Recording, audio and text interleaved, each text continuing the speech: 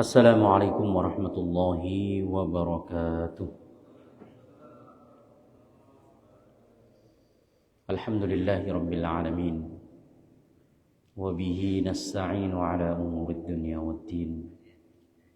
Wassalatu wassalamu ala ashrafil anbiya'i wal mursalin wa ala alihi wa sahbihi ajma'in.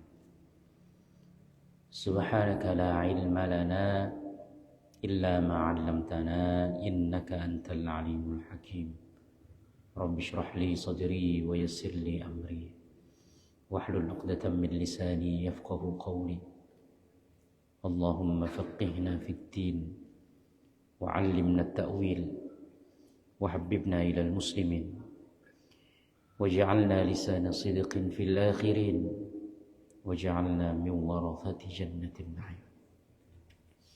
Amma ba'du, jamaah kaum muslimin yang dirahmati Allah Subhanahu wa taala. Alhamdulillah, pertama-tama tidak lupa senantiasa kita mengawali setiap aktivitas kita dengan memanjatkan rasa syukur kepada Allah Subhanahu wa taala atas semua limpahan nikmat, kebaikan, taufik, hidayah yang masih diberikan kepada kita sampai dengan pagi hari ini. Kita masih diberikan kesehatan, umur panjang, kita dapat sama-sama hadir untuk melaksanakan sholat subuh secara berjamaah. Mudah-mudahan amal ibadah yang sudah kita lakukan dan yang nanti akan kita lakukan semua mendapatkan pahala di sisi Allah Subhanahu wa taala. Amin ya rabbal alamin. Kita melanjutkan kembali kajian kita dari kitab Saidul Khatir, Memburu Lintasan Pikiran. Kitab ini ditulis oleh Al-Imam Ibnul Jauzi. Beliau mengabadikan lintasan pikiran yang pernah muncul, ditulis menjadi sebuah buku. Karena beliau di awal buku ini menyampaikan, kadang-kadang kita ini punya pikiran yang bagus, tiba-tiba muncul ide, muncul pikiran, muncul inspirasi. Tapi kemudian inspirasi itu hilang. Ketika suatu saat kita ingat lagi, kemarin ada ide bagus, kemarin ada pikiran bagus. Tapi apa, lupa ya, sering kita begitu seperti itu. Maka beliau kemudian memburu inspirasi-inspirasi, ide-ide, pikiran-pikiran yang pernah muncul karena tidak ditulis, akhirnya hilang. Maka kemudian beliau buru, beliau cari lagi, beliau pikir lagi apa yang pernah muncul. Nah, jadilah buku ini. Maka Imam Syafi'i sendiri mengatakan, al-ilmu saydun wal kitabatu khayduhu. Ilmu adalah buruan dan pengikatnya adalah tulisan. Kalau kita berburu kemudian gak kita ikat, maka itu adalah salah satu bentuk kebodohan, kata Imam Syafi'i. Qayyid suyudaka bil hibalil wathiqah. Ikatlah buruanmu dengan tali yang kuat. Wa minal hamaqati an tasida ghazalatan wa tatrukaha bainal khalaiqi taliqatan. Suatu kebodohan ketika kamu memburu kijang misalnya atau rusa, kemudian kamu biarkan dia lepas di tengah-tengah manusia. Artinya buruan itu perlu diikat ya. Maka ulama-ulama kita dulu luar biasa, mereka berkontribusi, mereka punya jasa peran terhadap agama ini. Hadis termasuk Al-Quran yang kita baca setiap hari. Kalau tidak ada orang-orang yang dulu mengabadikan, mengikat dalam bentuk tulisan, mungkin nggak ada. Hafalan iya, tapi hafalan ini untuk dijadikan sebagai bukti itu ya dinilai kurang. Maka perlu juga dibuktikan dalam bentuk dokumen. Kitab-kitab sebelumnya ini yang nggak ada. Ya, nggak terdokumentasikan sehingga orang nggak percaya. Al-Quran nggak, selain dihafalkan di dalam dada, ya, di dalam pikiran orang-orang yang beriman, dia juga tercatat, terdokumentasikan dalam tulisan-tulisan. Maka ini salah satu di antara keistimewaan agama kita. Kita lanjutkan sampai halaman 170. Kemarin sudah selesai belum?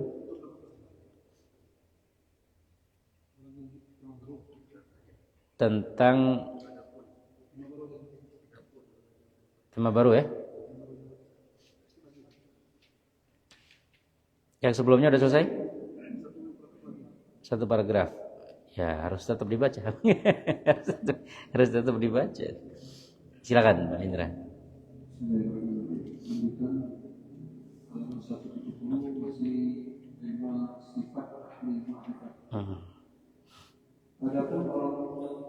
Adapun orang yang tak sampai pada tingkatan alif, maka hatinya akan selalu gundah, gelisah dan merana tatkala ditimpa musibah. Ia sungguh tak mengerti keagungan sang penguji. Ia merasa sedih tatkala kehilangan nikmat dan ia tak mengerti masalahnya.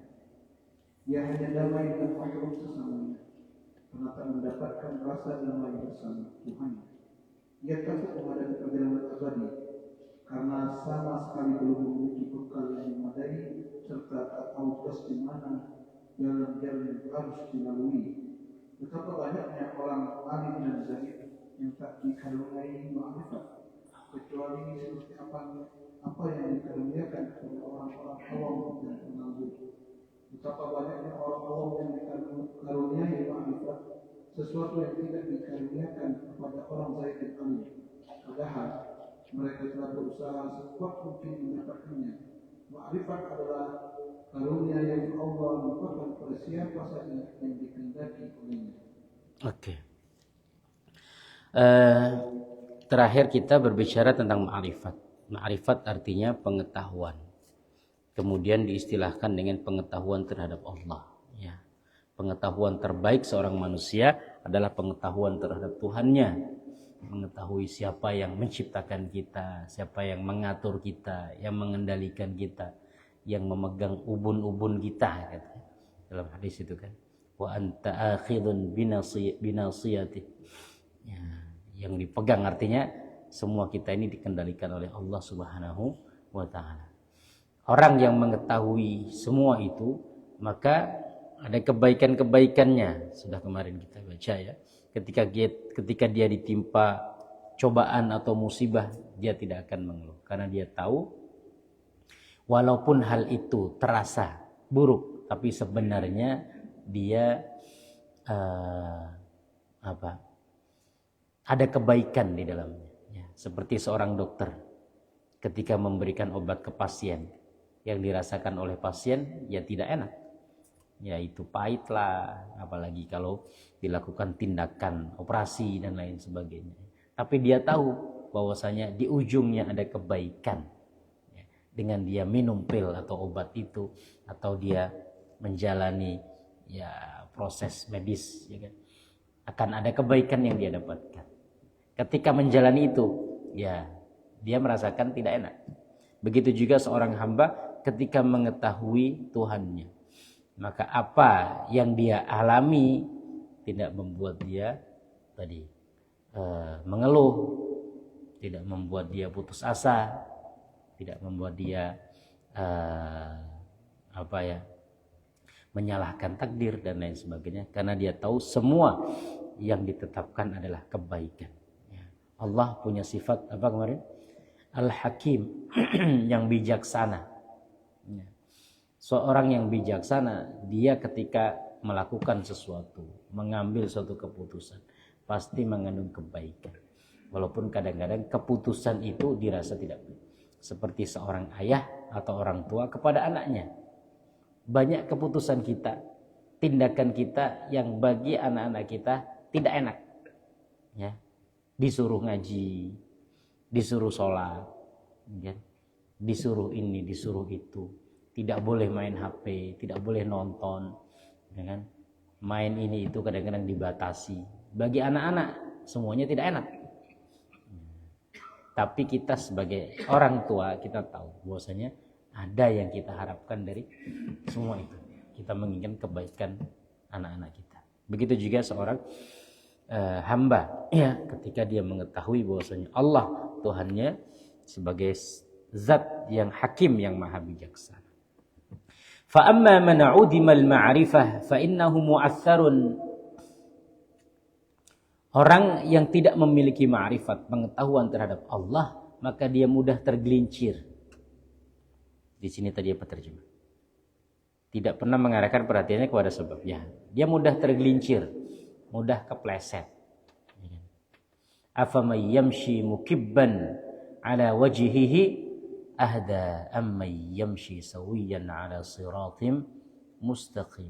Surat Tabarok. Apakah orang yang berjalan di atas kepalanya tersungkur, ya kan, sempoyongan, lebih baik daripada orang yang berjalan secara tegak lurus di atas jalan yang lurus? Tentu tidak sama. Orang yang tahu tentang Allah jalannya mantap, jalannya tegap, ya kan? Inilah yang namanya sirotol mustaqim. Orang yang nggak mengetahui tentang Allah maka rapuh hatinya, mudah tergelincir, ya, mudah terombang-ambing, diajak sana, diajak sini, ya kan? Kena masalah sedikit sudah lari ke hal-hal yang tidak diinginkan Allah. Berapa banyak yang seperti itu ya. Dan kita melihat justru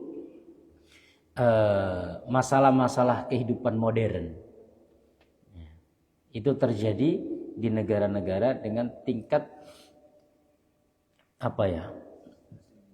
kesejahteraan yang dianggap tinggi, dengan tingkat materi yang lebih tinggi daripada ya istilahnya kita.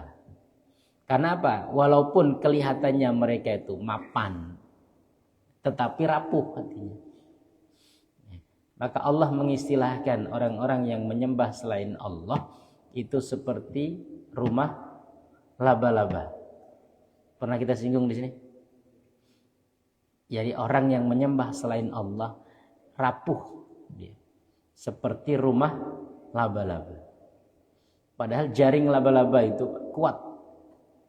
Ya, maka Spiderman itu tidak jatuh-jatuh. Ya kan, karena apa? Karena jaringnya itu kuat. Maka ada yang kemudian bertanya itu, bukannya rumah laba-laba itu kuat? Tapi Al-Quran mengatakan, wa inna auhanal buyuti labaitul ankabut. Jadi selemah-lemah, serapuh-rapuh rumah adalah rumahnya laba-laba. Ya. Padahal rumah laba-laba kuat. Karena nontonnya Spiderman. Spiderman kuat dan jatuh-jatuh. Memang betul secara bahannya kuat. Jadi jaring laba-laba itu katanya kuat. Ya. Kalau dia dikumpulkan ya, dengan jumlah yang sama dengan baja, dia bisa lebih kuat dari baja. Ya, gitu ya. Katanya begitu. Tetapi yang diinginkan oleh Al-Quran adalah bukan bahannya, tetapi keadaannya. Rumah laba-laba itu rumah yang tidak memiliki fungsi. Apa fungsi rumah? Fungsi rumah itu kan menghindarkan dari panas hujan, ya kan? Dari dingin, dari ini itu. Rumah laba-laba apa fungsinya? Ya, panas kepanasan, hujan kehujanan. Cuman ngikut di rumah kita, jadi tidak kepanasan. Ya, tidak ada. Itu ya. Itu yang pertama. Yang kedua, di antara fungsi rumah itu apa? Menutupi. Ya kan? Menutupi. Fungsi secara zahir maupun secara batin. Fungsi secara zahir menutupi kita, ya. Kita mau ganti baju, ya kan? Kita mau aktivitas ini itu. Jadi rumah bisa menutupi kegiatan-kegiatan aktivitas kita yang bersifat pribadi. Tapi laba-laba enggak, transparan, kelihatan semua ya, dari ujung ke ujung. Nah, maka rumah kita walaupun secara zahir ya bisa jadi menutupi, tapi secara batin juga harus kita tonjolkan fungsi itu, harus kita maksimalkan. Sekarang mohon maaf ya, banyak orang yang tahu kehidupan rumah tangga orang lain dari media sosialnya, ya kan? Rumahnya tertutup, beton luar biasa, ya. Kanan kiri mungkin pagar tinggi, ya. Tetapi semua bisa kita ketahui dari media sosial. Ya. Lagi berantem lah, lagi inilah, lagi itu, semua ketahuan. Sekarang macam-macam, ya kan? Banyak orang konten-konten emang dapat duit juga, sehingga semua bagian dari rumah itu, ya kan, terekspos. Ya. Secara zahir, ya, secara batin juga ya. Aktivitas dia, ya, kehidupan dia dan lain sebagainya semuanya terekspos. Nah, padahal Al-Quran mengatakan gini, di antara hubungan laki-laki dengan perempuan, antara suami istri, itu Allah mengistilahkan seperti apa? Di surat Al-Baqarah. Al-yawma uhilla lakum uhilla lakum laylatas siyam ar-rafathu ila nisaikum hunna libasul lakum wa antum libasul lahunna. Dihalalkan bagi kamu mendatangi istri-istrimu di malam-malam Ramadan. Mereka adalah pakaian bagimu dan kamu adalah pakaian bagi mereka. Suami istri itu salah satu fungsi atau hubungan yang terjadi antara mereka diistilahkan oleh Al-Quran seperti pakaian. Apa fungsi pakaian? Yang pertama, menutup aurat, menutup keburukan yang kita tidak mau tampak di hadapan orang lain. Betul tak? Ya, kita ini punya aurat. Aurat itu artinya aib, celah, keburukan. Yang secara akal sehat sebenarnya kita tidak mau perkara itu terlihat oleh orang lain. Itu namanya aurat. Ya. Pakaian ini kan menutup aurat itu. Ya, laki-laki segini auratnya, perempuan segini auratnya. Nah, laki-laki dengan perempuan dalam artian suami istri seharusnya menjadikan masing-masing itu penutup aurat, penutup keburukan masing-masing. Tapi banyak yang sekarang justru mengungkap keburukan masing-masing. Ya, kadang-kadang suami nyindir istri di WA-nya, ya kan, statusnya, atau istri nyindir suami di Instagramnya, kadang-kadang ini itu dan lain sebagainya. Nah, selesaikan masalah keluarga, ditutup sama-sama. Ya, semua rumah tangga ada masalahnya masing-masing. Rasulullah aja masalahnya banyak, ya. Rasulullah masalah, istrinya aja banyak, ya kan. Setiap istri punya pikiran masing-masing. Antum satu istri masa nggak bisa ini, nggak bisa kendalikan. Inilah satu istri tapi lebih repot gitu kan. Istri Nabi banyak tapi manut.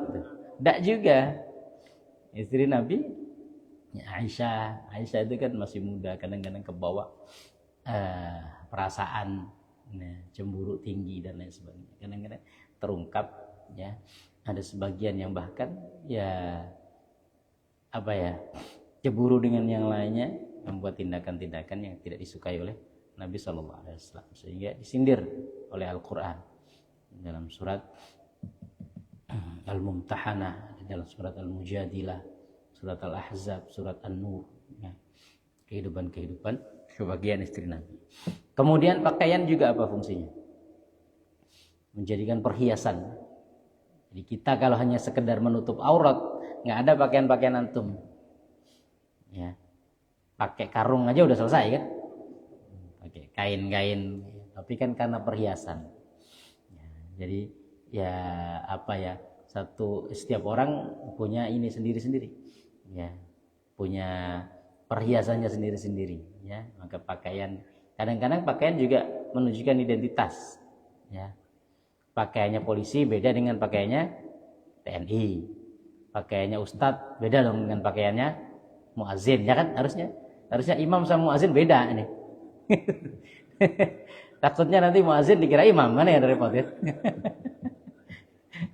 Harusnya pecinya bedain gitu kan. Jadi kalau imam agak tinggi dikit gitu kan. Kalau di Al-Azhar itu begitu ya. Di Mesir itu kan peci merah putih itu ada filosofinya. Katanya semakin tinggi itu ya semakin tinggi ilmu. Artinya beda kan? Pakaian gubernur dengan ya beda. Ya, maka ada pakaian wali kota, bupati, beda dengan bawahan-bawahannya, ya. Pakaian PNS beda dengan pakaian yang honorer gitu kan. Dan lain sebagainya. Artinya ada identitas yang kadang-kadang ditonjolkan dalam pakaian. Pakaian juga bertujuan memberikan kenyamanan. Maka kehidupan suami istri harus dirasakan nyaman, ya. Antum lebih nyaman mana? Pakai baju dengan tidak pakai baju? Ada yang lebih nyaman tidak pakai baju? Pasti dong, kita lebih nyaman pakai baju kan. Maka kadang-kadang orang yang nyari baju yang bagus, yang kainnya adem, ya kan, yang halus, yang ini dan lain sebagainya, supaya merasa lebih nyaman. Kita kembali kepada pembahasan tentang orang yang mengetahui tentang Allah, maka dia tadi, ya, dia menyikapi semua yang ada pada dirinya dengan cara yang baik. Ajaban li amril mu'min, inna amrahu kullahu khair. Menakjubkan perkara orang yang beriman, semua perkaranya baik. Semua perkaranya baik. Kok bisa baik? Kenapa? Karena walaupun tidak baik, dia diubah, diolah menjadi baik. Sampah itu baik atau tidak? Bagi negara-negara berkembang seperti kita, sampah itu jadi masalah. Di Singapura sampah itu jadi berkah, ya kan? Singapura itu nggak punya tempat, mohon maaf. Mau buang sampah kemana? Ya kan? Repot, Pak. Kita buang sampah jalan kanan kiri kan banyak. Kadang-kadang ini lempar sana, lempar sini, tanah gitu aja. Ya kan? Tapi jadi masalah. Ya, timbul penyakit, timbul ini dan lain sebagainya, nyumbat bandar. Ya. Tapi di Singapura dia jadi berkah, bisa jadi aspal. Ya. Maka nggak ada bolong-bolong sana ya. Ada bolong sampah diolah tek, tambal, ya kan? Gitu. Nah, kita enggak. Begitu juga sebenarnya orang yang beriman. Ketika musibah datang, maka musibah itu dijadikan sebagai kebaikan, diolah. Jadi cara ngolahnya sehingga ujung jadi kebaikan gitu. Kebaikan dia bertambah jadi kebaikan. Ya itulah, itu salah satu di antara analoginya ya. Negara-negara maju itu kan yang baik ditingkatkan jadi kebaikan. Dia punya sumber daya itu diolah dengan tangan dia sendiri sehingga kemudian masuk ke kantong dia sendiri. Keburukan seperti sampah, seperti ini, seperti itu diolah jadi kebaikan, bisa menjadikan tadi sumber pendapatan. Nah, kita ada kadang-kadang kita kebaikan pun jadi masalah. Kebaikan sumber daya alam yang Allah berikan kepada kita ini melimpah ruah. Ya. Kita sikapi dengan cara yang salah kadang-kadang. Akhirnya apa? Ya sekarang kan banyak eksploitasi alam, ya, sehingga ya, alam rusak. Ketika alam rusak, ya kita semua kena. Kedua nanti teknisnya, mekanismenya, ya diolah, dikorupsi, akhirnya rusak juga kan. Jadi sumber daya atau anugerah yang Allah kasih itu jadi buruk. Diolah atau disikapi dengan cara yang salah jadi buruk. Apalagi keburukan gitu. Apalagi dari sampah, apalagi ini, apalagi itu. Udah selesai. Ya kan? Nah orang yang beriman seharusnya tidak seperti itu. Orang yang beriman, filosofi orang yang beriman, semua perkaranya adalah baik. In asobat usarra syakar, kalau dapat kebaikan dia bersyukur, bertambah kebaikan dia. Kalau dapat keburukan dia bersabar, tambah jadi berubah jadi kebaikan ya. Nah, beda dengan orang yang tidak memiliki ma'rifat, maka dia mudah tergelincir, mudah goyah ya.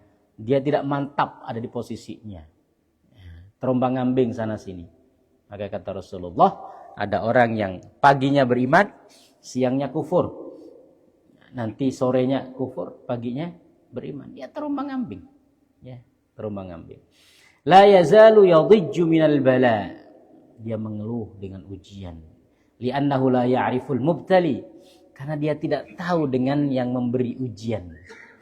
Dia tidak tahu dengan yang memberi ujian. Ini ujian. Tapi kalau dia tahu yang menguji itu adalah Zat yang maha bijaksana, ya, yang tidak mungkin menetapkan sesuatu yang buruk, maka dia tahu bahwasanya walaupun yang dia rasakan tidak baik, dia tetap meyakini ada kebaikan. Wa yastauhishu li faqdi ghardihi, dan dia merasa galau, takut ya kalau tidak mendapatkan apa yang dia inginkan. Ya, risau lah ya. Ya enggak tenang.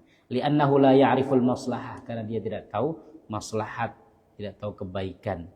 Wa yasta'nisu bi jinsihi, dia merasa nyamannya dengan orang. Ya kan?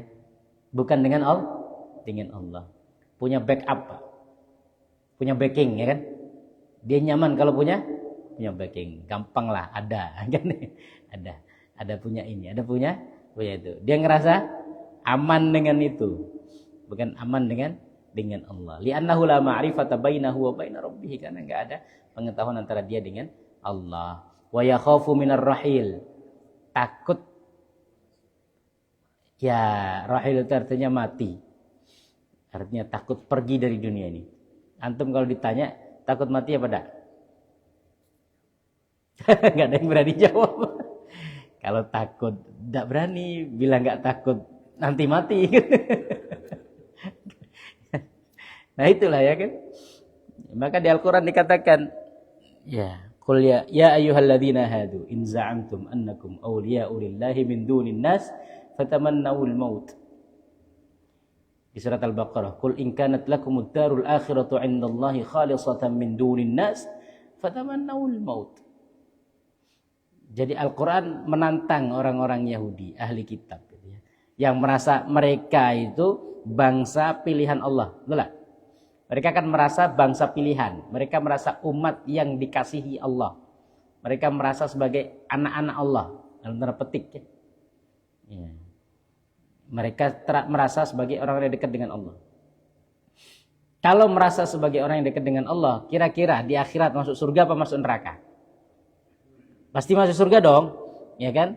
Dekat dengan Allah. Kesayangan Allah. Ya kan? Bangsa yang dipilih. Ya. Dan lain sebagainya. Ya. Maka ditantang Al-Quran, kalau klaim itu benar, coba kamu mati. Karena kalau yakin sebagai hamba Allah yang terpilih, maka mati pasti masuk surga. Daripada di dunia banyak masalah, lebih baik cepat mati masuk neraka apa surga? Masuk surga. Ya kan? Kalau yakin Pak masuk surga Pak, tidak apa-apa mati sekarang. Yakin tak? Ya kan? Kalau yakin masuk surga, tidak apa-apa mati sekarang. Banyak masalah di dunia ini. Ya kan? Ya, banyak kerjaan capek, ada kerjaan capek. Kadang ini dia omongin orang, itu dia omongin orang. Ya kan? Salah semua ya, kanan kiri salah. Ya. Awaluhu buka, kata Ali. Dunia ini awaluhu buka, awalnya nangis. Wa ausatuhu ana, pertengahannya susah. Artinya menjalani kehidupan itu penuh dengan kesusahan, penuh masalah. Ya. Wa akhiruhu fana, dan akhirnya adalah fana, habis, hilang. Ya. Orang meninggal selesai. Kalau yakin, ya masuk surga, Pak. Udah, enggak apa-apa mati duluan, ya kan? Cuman karena enggak yakin ini jadinya kan. Aduh, nanti masuk di akhirat ini kemana kita kan? Ya. Jadi, dah di dunia kan ya jelas kan? Artinya jelas lah. Punya rumah, bisa main HP, nonton bisa, ya kan? Sekali-kali kalau ingat akhirat ke masjid. Tapi di akhirat gimana nanti ini? Nggak yakin. Maka itulah yang membuat kita semua takut mati. Semuanya Pak. Ya, kita semuanya. Saya juga. Kan? Nggak usah bohong. Ya kan? Kita semua takut mati. Kenapa? Karena tadi. La zadalahu. Nggak punya bekal. Belum siap. Kalau belum siap ya sudah. Tapi dikasih umur panjang pun ya tetap tidak siap-siap gitu kan? Tidak siap-siap. Nah itulah. Tapi kalau orang-orang yang sudah sampai tingkatan ma'rifat sudah, maka sahabat-sahabat Nabi itu kan ketika diajak untuk berjihad, udah, ya mereka ringan kakinya. Infiru khifafa wa thiqala. Ya, jadi keluarlah untuk berjihad di jalan Allah dalam keadaan ringan maupun berat. Ya. Bahkan sebagian mereka minta, kapan saya diajak untuk berjihad. Nah, kita kalau disuruh berjihad, jangan saya dulu lah, yang depan dulu Pak. Yang biasanya di soft depan, Pak Jependi dulu lah. Yang saf-saf belakang nanti, ya kan? Kalau panggilan kedua, ya kan? Kalau panggilan pertama saf-saf depan dulu lah gitu. Nah, ini ya. Maka orang-orang Yahudi itu nggak berani dia. Qul in kanat lakumud darul akhiratu 'indallahi khalisah. Katakan kalau kamu yakin bahwasanya akhirat itu khusus untuk kalian, surga itu khusus untuk kalian, khalisatan min dunin nas. Tidak ada orang lain yang berhak, fatamannawul mauta in kuntum shadiqin. Coba kamu berharap kematian. Karena dengan kematian kamu bisa cepat menikmati surga yang kamu klaim, ya, yang kamu akui sebagai hanya punya kalian ini, punya orang Bani Israel, punya orang Yahudi. Wala yatamannahu abadan. Mereka sama sekali tidak akan pernah mengharap kematian. Bahkan mereka berharap hidup 1000 tahun. Ya kan? Mereka berharap hidup terus menerus, tidak mau mati. Ya kan? Wa kam min 'alimin wa zahidin lam yurzaqa min al-ma'rifati illa ma ruziqahu al-'amiyul battal. Dan berapa banyak orang yang alim atau orang yang zuhud itu juga tidak diberikan ma'rifah. Artinya ma'rifat ini di ayat yang terakhir itu ya, dzalika fadlullahi yu'tihi may yasha. Ini karunia Allah yang memang Allah pilih. Bisa jadi, mohon maaf ya, orang dengan titel ya yang kita pandang di dunia sebagai ustadz, sebagai mubaligh, kiai, ulama, dia tidak mendapatkan makrifat sebagaimana orang-orang biasa yang kita anggap ya orang-orang biasa itu, dia justru mendapatkan makrifat, ya kan? Ya, karena Allah milih, ya Allah milih siapa yang dikasih anugerah ini, ya banyak juga orang-orang yang kita lihat biasa-biasa saja, ya kita lihat orang itu mungkin secara sosial tidak punya pangkat jabatan, ya tapi dia di sisi Allah dekat, ya itu dalam hadis disebut sebagai al-atqiyaul akhfiya, orang-orang bertakwa yang tersembunyi. Kalau dia ada nggak dilihat, kalau dia nggak ada nggak dicari-cari, ya gitu kan. Tapi kalau orang penting nggak ada kan dicari-cari, mana bapak tuh, mana bapak tuh, mana si fulan, mana si fulan. Kalau ada pasti dilihat, kasih soft depan, dia disambut dengan berdiri di ini itu dan lain sebagainya. Tapi di sisi Allah belum tentu seperti itu. Ada orang yang di sisi Allah dia bertakwa tapi tersembunyi di hadapan manusia. Al-atqiyaul akhfiya. Oke, kita lanjutkan sedikit sesuai dengan flyernya ya, karena flyernya kan sudah masuk. Indahnya berjuang di jalan Allah. Ya. Indahnya berjuang di jalan Allah. Demi Allah, wahai orang yang bertakwa, janganlah anda menjual kemuliaan dengan kehinaan maksiat. Bersabarlah atas hawa nafsu, meskipun ia menggoda anda sekuat-kuatnya.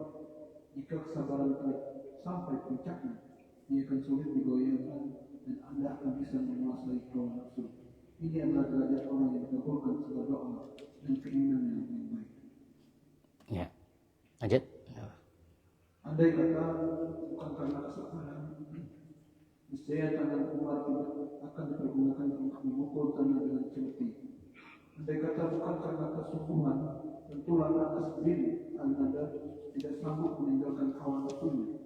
Dalam sejarah dikatakan, dia pernah berkata yang sungguh ini, jika Allah memberi suatu kesempatan dalam peperangan, maka dia akan melihat apa yang aku lakukan. Pada perang Uhud, dia berperang dengan kesatria dan semangat yang tinggi, hingga akhirnya terbunuh dan kondisi tubuhnya sangat mengenaskan. Saat itu tidak dapat dikenali sama sekali kecuali lewat jari-jari tangannya.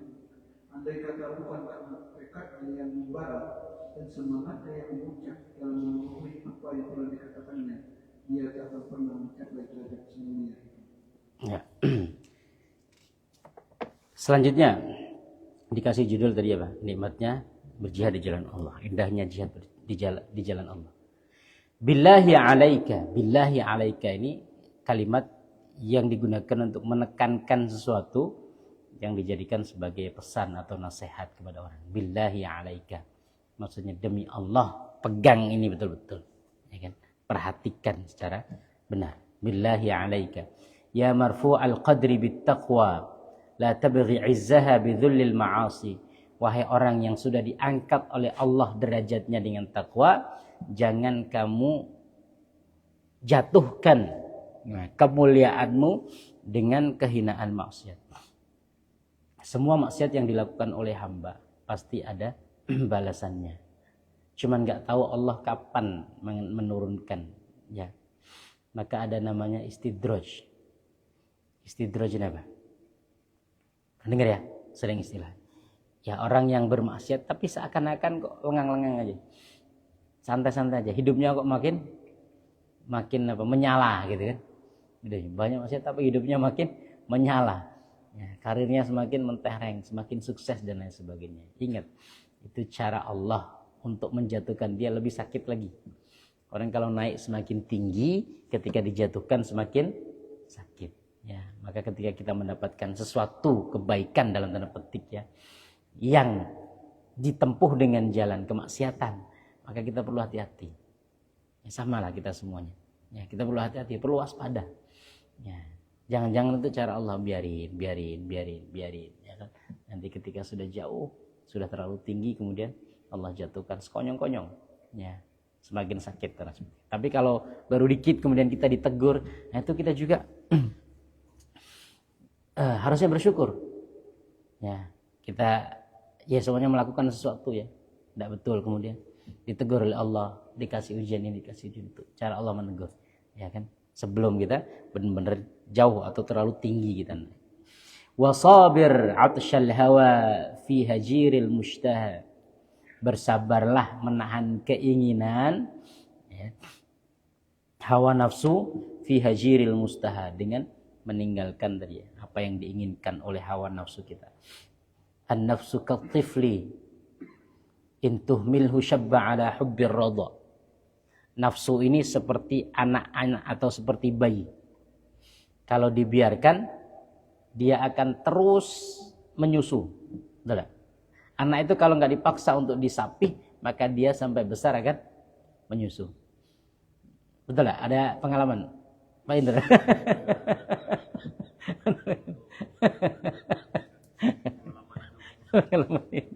Ya, anaknya mungkin. Ya, kan? Saya dulu punya kawan SD kelas 6 itu masih nyusu. Ya, betul. Ya karena orang tuanya tidak tega nyapi. Dia anak satu-satunya, anak tunggal lah satu. Jadi sampai besar itu masih disapi, masih nyusu. Nafsu itu seperti anak bayi. Intuh milhu, ketika kamu biarkan syabba ala hubbir radha, sampai muda ya, sampai remaja, dewasa, dia akan tetap suka nyusu. Wa in taftimhu yanfatim, kalau kamu paksa untuk diputus, maka dia akan terputus. Nah gitu ya, artinya dipaksa untuk disapih, maka dia mungkin 1-2 hari dia nangis, selanjutnya dia akan terbiasa dengan itu. Contoh nih, ketika Ramadan kemarin ya, Bapak Ibu sekalian, ketika Ramadan kemarin, kita ya hari-hari biasa ada nggak sih bangun jam 3, kemudian makan apalagi? Enak nggak? Kadang-kadang kan ya udah kita bangun pas azan lah ya kan? Kadang-kadang nggak bisa azan baru bangun. Tapi ketika dipaksa ya kan, kenyamanan tidur itu dipaksa untuk kita bangun, ternyata bisa juga gitu. Sebulan aman-aman aja. Tapi setelah Ramadan balik lagi karena dibiarin lagi, balik lagi. Ya, mungkin kemarin sebelum Ramadan sholat juga, sholat tarawih kan. Sholat tarawih kita bisa gitu sampai jam 9, sampai jam setengah 10 kita sholat tarawih. Sekarang kadang-kadang ya kan nggak dipaksa, ya habis sisa pulang tidur, ya jam 8 tidur, ya kan. Kadang-kadang juga digunakan untuk hal-hal yang tidak bermanfaat, ya kan. Wa inna amadda wa in amadda wa armadha fa idza balagta nihayata min as-sabri fahtaqim wa qul wa maqamu man law aqsama 'ala Allah la abarrahu. Jadi sabar itu penting sehingga terjemahannya tadi. Anda akan biasa mengusahakan ini ada derajat. Oh ya, maksudnya begini. Sabar itu penting, saking pentingnya sabar.